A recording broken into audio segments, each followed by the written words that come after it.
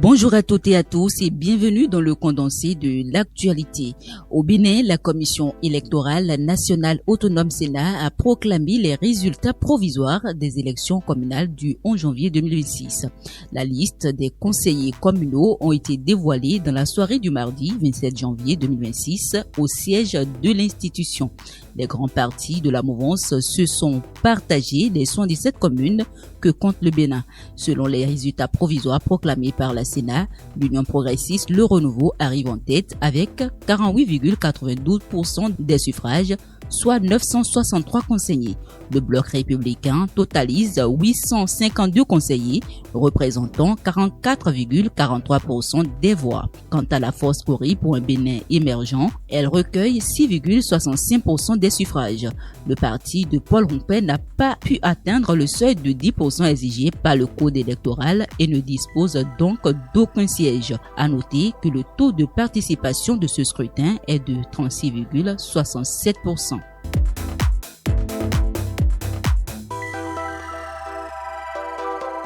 Au lendemain de la proclamation des résultats provisoires des élections communales du 11 janvier 2026, les Forces Cori pour un Bénin émergent FCBE a réagi par une déclaration publiée le mercredi 28 janvier sur sa page Facebook. Le parti, dirigé par Paul Rompé, a exprimé sa gratitude envers ses militants et sympathisants tout en dénonçant une panne du système démocratique au Bénin. Selon la Force Cori pour un Bénin émergent, les résultats proclamés par la Sénat écartent une fois de plus l'opposition de l'instance dirigeante, accentuant la division nationale. Le parti politique critique les réformes électorales engagées depuis 2016, jugées unilatérales et excluantes, qui auraient profité uniquement aux partis au pouvoir. La déclaration évoque également des irrégularités lors du scrutin telles que l'achat de conscience, le bourrage des urnes de vote multiples ou encore la désignation des agents électoraux par un seul camp. Malgré ce contexte, la FCBE salue la fidélité de ses militants face au débauchage à coups d'argent, intimidation et affectation punitive. Le parti rappelle avoir participé à toutes les élections depuis 2019, sauf celle de cette année-là où il avait été écarté pour non-conformité administrative. Fidèle à ses idéaux de paix et de dialogue, la FCBE appelle ses militants et l'ensemble du peuple béninois à courage, sérénité et engagement afin de préserver la démocratie nationale.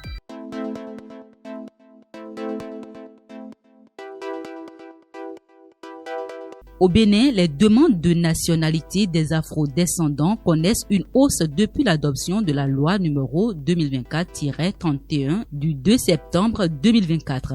Face aux nombreuses requêtes en attente, le gouvernement a annoncé en Conseil des ministres ce mercredi 28 janvier 2026 la création d'une agence pour l'assistance au retour des Afro-descendants. Cette nouvelle structure aura pour mission d'orienter, accompagner et canaliser le processus d'acquisition de la nationalité béninoise dans un cadre organisé et sécurisé.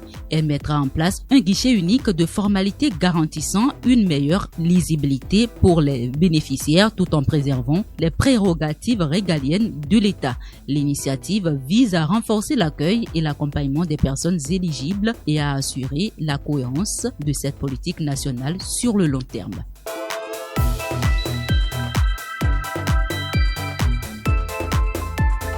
Le gouvernement béninois a approuvé en Conseil des ministres du mercredi 28 janvier 2026 les lignes directrices du plan directeur de développement du sous-secteur de l'électricité à l'horizon 2045, ainsi que le plan national d'électrification et le plan d'électrification hors réseau actualisé. Cette décision s'inscrit dans la stratégie nationale d'électrification et vise à élargir l'accès des ménages à une énergie de qualité et à coût abordable. L'actualisation des documents permettra de mieux équilibrer l'offre et la demande d'électricité dans les conditions de sécurité et de fiabilité des réseaux interconnectés. Elle intègre également les travaux réalisés entre 2016 et 2026, non prévus dans le plan initial, afin de disposer d'un état des lieux plus complet et cohérent et d'optimiser les investissements à court, moyen et long terme.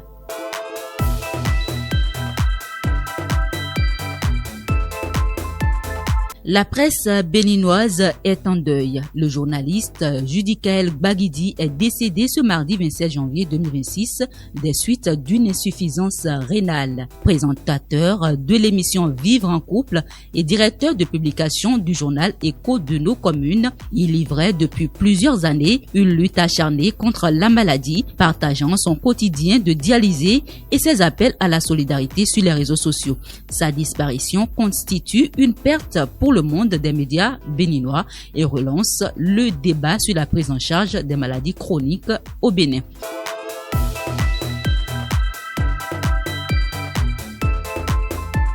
Clôturons ce tour d'horizon de l'actualité par une note sportive. La commission de discipline de la Confédération africaine de football CAF a annoncé ce jeudi 29 janvier une série de sanctions à l'encontre des fédérations sénégalaises et marocaines à la suite des incidents survenus lors de la finale de la CAN Maroc 2025. Côté sénégalais, le sélectionneur Pape Thiaw a été suspendu pour 5 matchs officiels et condamné à une amende de $100,000 pour conduite antisportive. Les joueurs Iliman Tchek, Boro Ndiaye et Ismaïla Sarr écopent chacun de 2 matchs de suspension. La Fédération sénégalaise de football a par ailleurs été lourdement sanctionnée par une amende de $300,000 pour le comportement des supporters, $300,000 pour celui des joueurs et du staff, ainsi que $15,000 pour mauvaise conduite de l'équipe nationale. Du côté marocain, Achraf Hakimi est suspendu pour 2 matchs, dont un avec sursis, tandis que Ismaël Saibari écope de 3 matchs de suspension et d'une amende de $100,000. La Fédération royale marocaine de football a également été condamnée à $200,000 pour le comportement des ramasseurs de balles, $100,000 pour l'envahissement de la zone VAR par des joueurs et membres du staff et $15,000 pour l'usage de laser par des supporters. La protestation déposée par la Fédération marocaine contre celle sénégalaise a été rejetée. Ces sanctions interviennent après la finale tendue entre le Sénégal et le Maroc, marquée par un penalty contesté et une interruption prolongée du match. Finalement, le Sénégal s'est imposé en prolongation et a décroché le titre de champion d'Afrique. Fin du condensé de l'actualité. Merci de votre aimable attention.